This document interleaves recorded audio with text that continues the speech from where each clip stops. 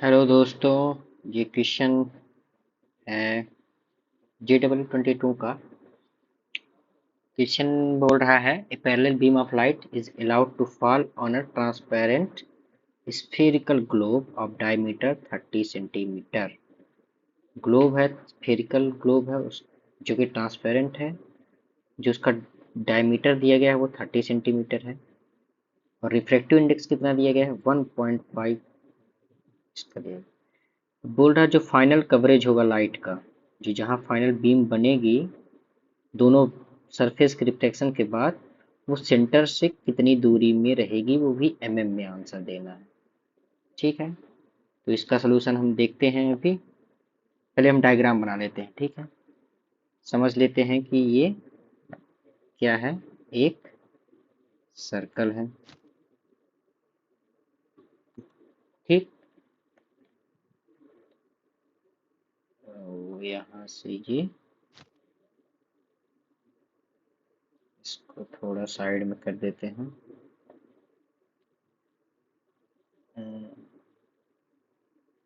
ये हो गया।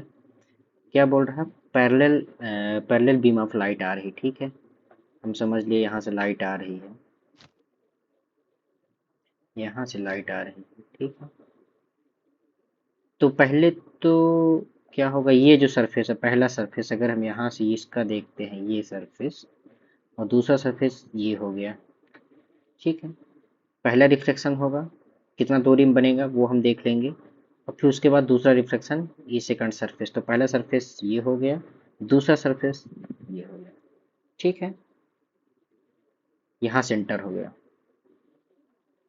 तो यहाँ क्या दिया गया है, डायमीटर दिया है ग्लोब का 30 सेंटीमीटर। तो जब डायमीटर 30 है तो इसका रेडियस कितना होगा, R1 30 का हाफ 15 सेंटीमीटर, ये भी होगा 15 दूसरे का भी। अब यहाँ बात ये है जो कि कंफ्यूज करती है कि रे किधर जा रही है, लेफ्ट टू राइट ये जा रही है ना। तो इसका तो पॉजिटिव हो जाएगा पहले वाले का, और दूसरे वाले क्या होगा, निगेटिव होगा। ये भूल जाते हैं बच्चे, इसलिए गलतियां हो जाती है। रे ऑप्टिक्स में पूरा खेल जो है साइन कन्वेंशन का ही है। तो क्या हो गया इसमें, जो तो फर्स्ट जो सरफेस है उसका हो गया पॉजिटिव, और दूसरे का क्या हो गया, जो रेडियस होगा वो -15 हो जाएगा। ठीक है, अब देखते हैं हम क्या इसमें फार्मूला क्या लगेगा, refraction of at curved surface. इसको देखते हैं क्या फार्मूला होता है, refraction of light at curved surface. ये कर्व्ड सरफेस है ना, refraction of light at curved surface. इसका फार्मूला क्या होता है, n2 upon v minus n1 upon u is equal to n2 minus n1 upon r। ये हो गया। अब फॉर फर्स्ट सरफेस में क्या होगा, अभी जहां बात फर्स्ट सरफेस हो रही है वो कौन सरफेस है, ये वाला। ठीक है, फर्स्ट सरफेस में क्या हो जाएगा, जो n1 होगा, यहाँ रे कहाँ से चल रही फर्स्ट सरफेस के लिए, एयर से चल रही है। जब कुछ ना दिया हो तो वहाँ एयर होता है। n1 की वैल्यू क्या हो जाएगी 1। कहाँ जा रही है, n2। n2 का कितना दिया गया है 1.5।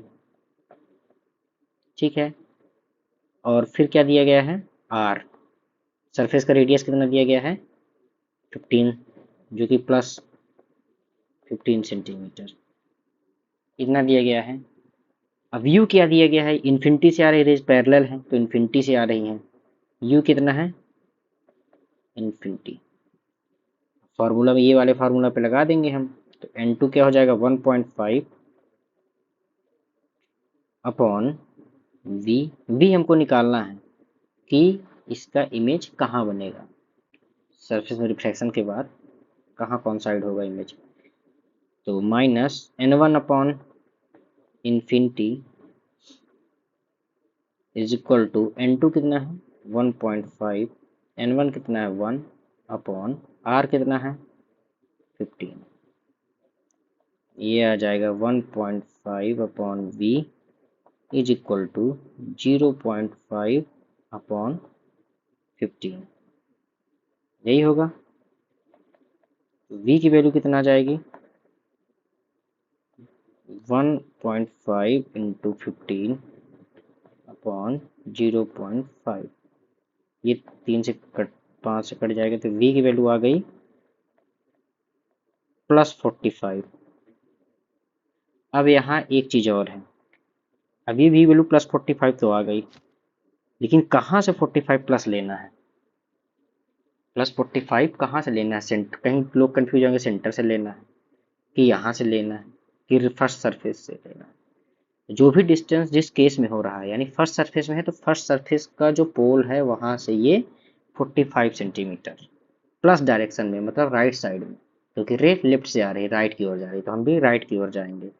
यहाँ से अगर हम यहाँ से 45 सेंटीमीटर, इसका मतलब यहाँ से 30 तो पूरा डायमीटर हो गया और 15 और आगे ये पॉइंट पे इसका इमेज बनेगा। ठीक है, ये वी हो गया। अब देखते हैं, ठीक, अब पहले केस का वी हो गया। अब ये जो यहाँ इमेज बन रही है, ये ये जो इमेज बन रही है, ये अब इसकी ये वर्चुअल ऑब्जेक्ट हो जाएगी, इसके लिए सरफेस 2 के लिए वर्चुअल ऑब्जेक्ट हो जाएगी। इसको हम ऑब्जेक्ट समझते हुए अब ये सेकंड सरफेस इस ऑब्जेक्ट की कहाँ इमेज बनाएगा, वही तो फाइनल इमेज होगी। समझ आ रहा है ना, इस ऑब्जेक्ट का सेकंड सरफेस में टकराने के बाद वर्चुअल है ऑब्जेक्ट, कहाँ फाइनल इमेज बनेगी, इधर बनेगी या इधर बनेगी या इधर बनेगी। ठीक है, कहाँ बनेगी उसको सेंटर से मेजर करना है, यही क्वेश्चन बोल रहा है। ठीक है, तो अभी हम चलिए देखते हैं। सेकंड सरफेस को हमने ये लिया सेकंड सरफेस, ठीक है, ये येलो वाला सेकंड सरफेस है। तो फॉर सेकंड सरफेस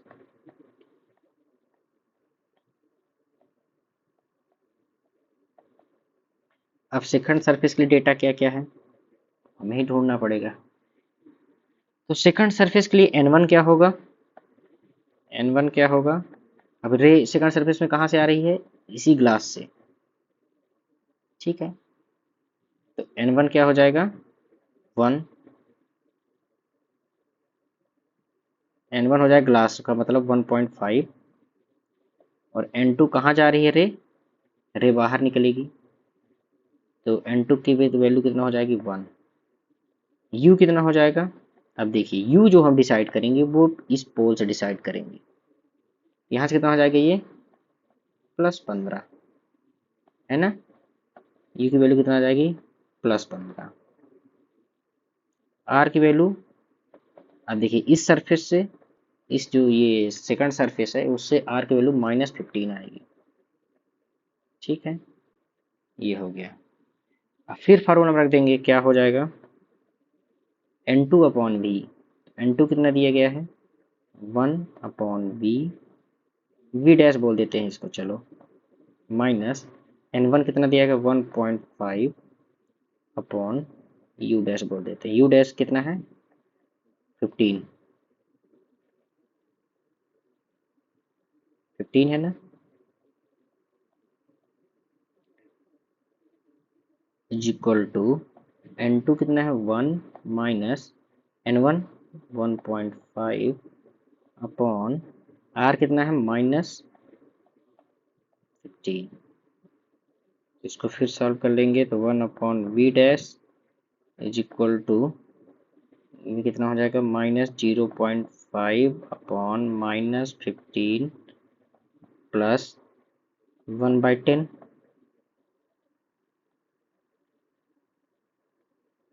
ठीक है, ये कितना हो जाएगा 1 upon v dash is equal to, हो जाएगा कैंसिल, 1/30 हो जाएगा ये, प्लस 1/10। इसको आगे सॉल्व करेंगे तो क्या हो जाएगा 1 upon v dash is equal to 30 ले लेंगे इसमें। ठीक है, और ये 1 +3। तो वी डैश कितना आ जाएगा 30/4 इक्वल टू 7.5 सेंटीमीटर। अब फिर बात आ गई, ये वी डैश जो 7.5 सेंटीमीटर आया है ये, ठीक है, ये कहाँ से आया है, यहाँ से आया है, ये यहाँ से कितना, ये 15 था, यानी ये अब बी डैश हो जाएगा।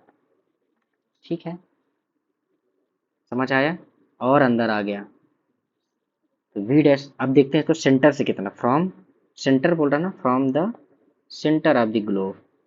तो फ्रॉम सेंटर अगर देखेंगे इसको,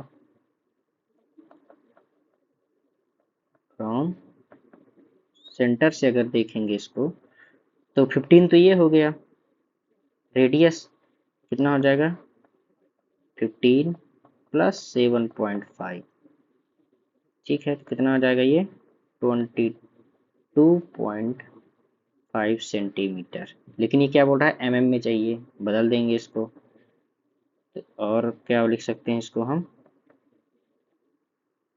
225 mm। यही है इसका आंसर। तो कैसा क्वेश्चन लगा ये कमेंट कर देंगे आप लोग तो अच्छा है, बाकी तो मुझे तो बढ़िया क्वेश्चन लगा था। थोड़ा इसमें जो साइन कन्वेंशन है वो ध्यान रखेंगे तो किसी क्वेश्चन फिजिक्स रे ऑप्टिक्स के क्वेश्चन थोड़ा सही रहेंगे। मैक्सिमम क्या होता है, रे इसका साइन कन्वेंशन की वजह से ही थोड़ा दिक्कतें आ जाती हैं। और ये फार्मूला याद रख लेना, ये ये जो फार्मूला है कर्व सरफेस के लिए, ठीक है, ये इम्पोर्टेंट है। और बाकी तो ठीक है, ये JEE 22 का क्वेश्चन है, अच्छा क्वेश्चन था। मिलते हैं अगले क्वेश्चन में। Thank you.